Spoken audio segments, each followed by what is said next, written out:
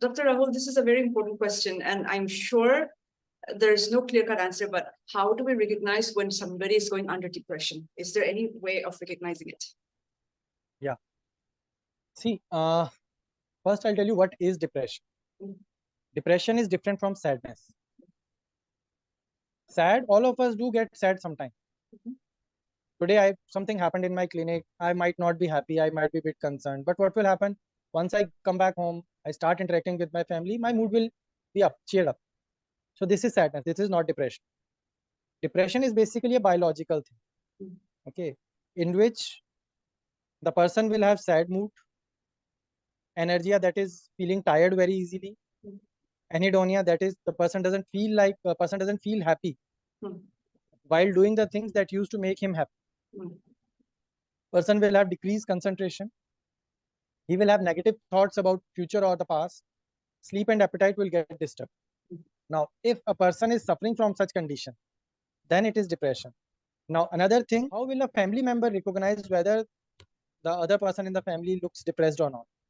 If they feel that his behavior is not same as it was in the past for a significant amount of time, theoretically 2 weeks, but they may not calculate like 2 weeks. But if they feel that since few days, person feels different, person looks different from what he used to be.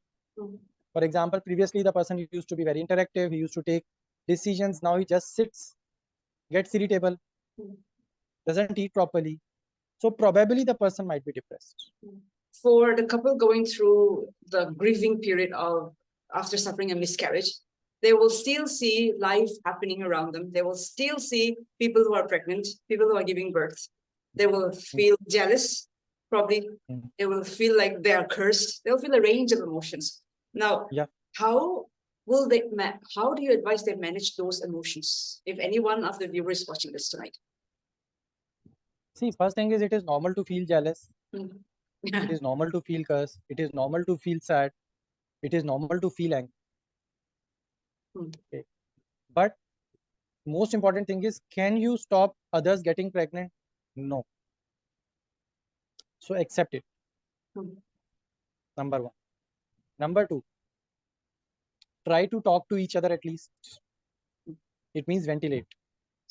Either among yourself, like husband and wife, and if not among yourself, you are not comfortable in talking to your husband or your wife, to your close ones. Because ventilation is the only way of grieving. Okay. And try to, I'm just using the word try. Okay. Try to go to your routine activities as much as you can. But suppose, see, there is a very thin line between grief and depression. Yes. If it is grief, then gradually the person will start moving toward the normalcy, normal life. Gradually. I'm not saying suddenly. If it is depressive disorder, then that gradual improvement from grief to acceptance may not occur. Instead, the person's mood will keep on dipping down. He will say that I want to work, I go to my office, I want to forget things. But when I sit, it's not the baby that is coming. Even when I'm reading the file, nothing is going inside. Okay, so it means he or she is very clearly saying that it's not the baby that is coming. It is, I am reading the file, I am reading whatever notes, but it's just reading, nothing going inside. It means biologically things are coming down. So first thing is acceptance, that okay, whatever I am feeling is fine. It will happen. Okay.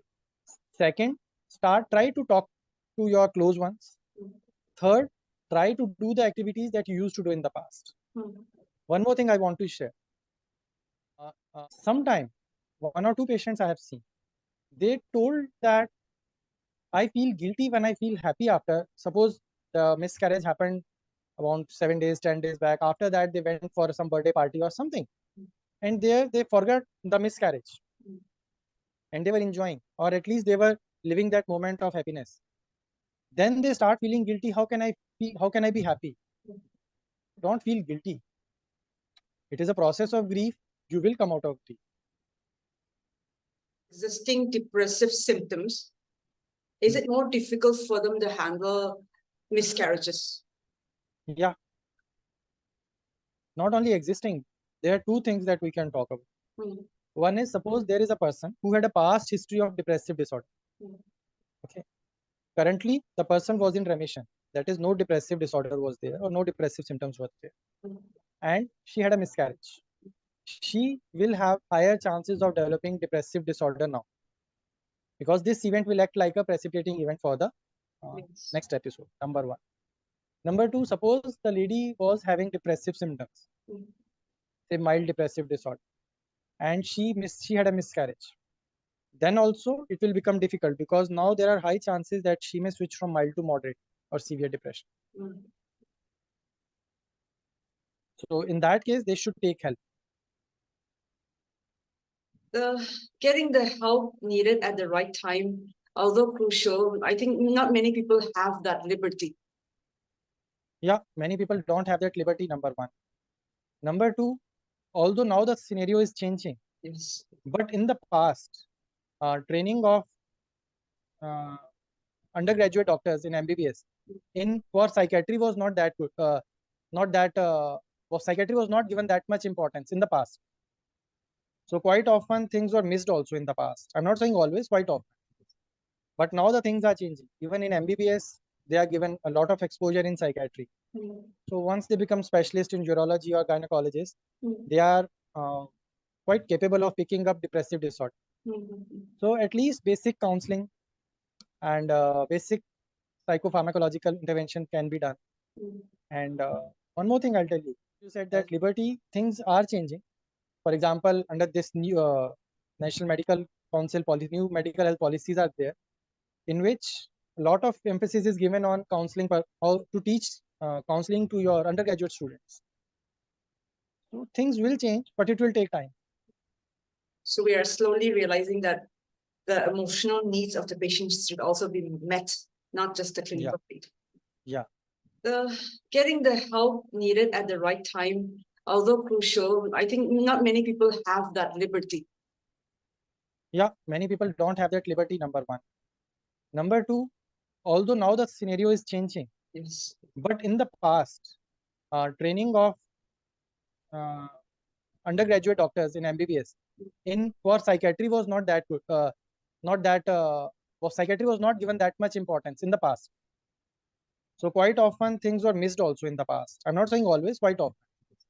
But now the things are changing. Even in MBBS, they are given a lot of exposure in psychiatry. So once they become specialists in urology or gynecologist, they are quite capable of picking up depressive disorder.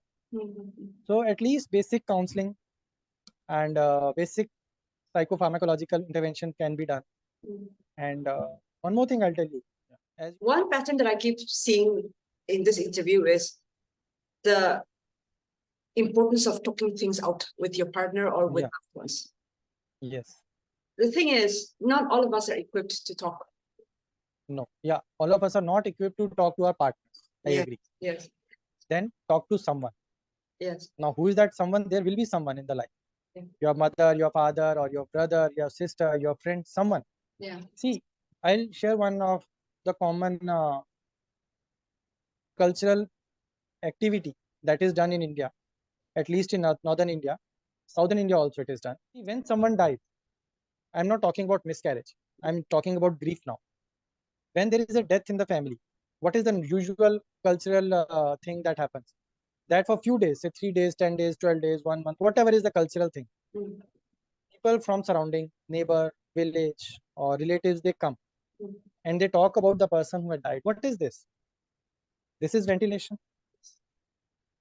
Correct. I agree that out of 100 people coming, only 4 or 5 people will be there who will be genuinely talking or genuinely helping you. But still, that is what it is, that you need to talk. If you don't talk, all the emotions will keep on building up inside. That can lead to depression, anxiety, or maladaptive ways of coping. But yes, quite often it is also seen that husband and wife, they might not be that much emotionally bonded to each other. So there the things become a bit difficult. Also, for the sake of giving help, right? Because when somebody goes through loss, somebody suffers a setback, all of us as human beings want to help them. So initially we all come forward to help them. But the grieving process can be so lengthy, it can go on for years, that many people tend to lose interest, or many people just saying, why are you taking so much time? in which case it really hurts the people going through the emotion. Yeah. So Yeah. the advice, what is your advice regarding that? See, if it is taking too much of time, Mm. there is nothing like too much. What is definition of too much? But if the person is not able to come back to the normal routine, what the person used to do in the past, then they should take help, because then it is going toward complicated grief. Mm. That is, duration is becoming too long. Yes. Okay. Or dysthymia, you can say, low grade depressive symptoms are continuously going. Mm. Because lay person will feel, or the family member will feel that why are you always thinking about the same thing? See, the person who is grieving doesn't want to think, but his mind is not allowing him to come out. So it means he or she needs some help. It may be medicine, it may be counseling, but some help is required. Mm. Then they should go for help. Yes. Yeah. As a parting shot, do you have any advice to people who has suffered miscarriage? Yeah. First advice is, if it is a recurrent pregnancy loss, that is repeatedly the miscarriages happen, then one should go for proper etiological assessment. It is a medical advice. That is, one should know the reason. Because if repeatedly it is happening, probably it could be genetic. So in future, if the child is born, there are high risks the child might be born with some metabolic error or some congenital error. So recurrent pregnancy loss should be assessed properly. They should know what is the cause. Sometimes the cause may be very treatable, more so in rural parts of India, where say diagnostic things are not that good. For example, some fibroid growth in the female's uterus might be causing, or some adhesions in the female uterus might be making the fetus difficult to get attached properly. So treatment can help. So number one, if there is recurrent pregnancy loss, go to a proper infertility center where complete assessment can be done. Number one. Number two, that is psychological. Okay, if the the lady has a miscarriage, okay, give her time, as we have already discussed. But if the family members are feeling that she's suffering from she's suffering from a significant duration of time, theoretically it is said that more than 6 months, although it is theoretical, I'm just saying. But theoretically, if you feel that more than 6 months have crossed and still she's not able to come to her normal routine, then they should take medical help or psychological help. Number one. If number two, if the symptoms of the grief are so severe that it is affecting the physical health of the lady, that is, sleep is getting disturbed, she's not eating food properly, there is significant weight loss that is happening, then they should not wait for 6 months. And it is not a normal grief, it could be depressive disorder. They should take help. One more myth is there. Okay, the myth is, suppose a lady is having depressive disorder or some psychiatric disorder and she becomes pregnant. Now, quite commonly it is a belief that because of medicines the pregnancy loss will happen, because of antidepressant the pregnancy loss will happen. Research say it doesn't happen. I'm just talking about research, I'm not talking about individual cases, because when we talk about research we talk in numbers. Okay, that the chances of pregnancy loss or spontaneous abortion, when we compare spontaneous abortion as compared to abortion for a lady when she's on antidepressant medication, it is almost similar. Okay. Why I said this thing? Because if the lady is having severe depression, okay, or other psychiatric disorder, and they don't take treatment properly, in that case, chances of pregnancy loss may be higher, because she will not be able to take care of herself. Okay. Okay, so that thing, the couple and other clinicians should also understand. Some of the things that the family members, if they follow, it will be easier for them. This has been such an enlightening session, Dr. Rahul. Thank you. Thank you for your time, and God bless you. Same to you. As always, Subak Health Tech is very indebted to you, and we wish you the best. And we will connect again. Oh, thank you. All right. Bye-bye.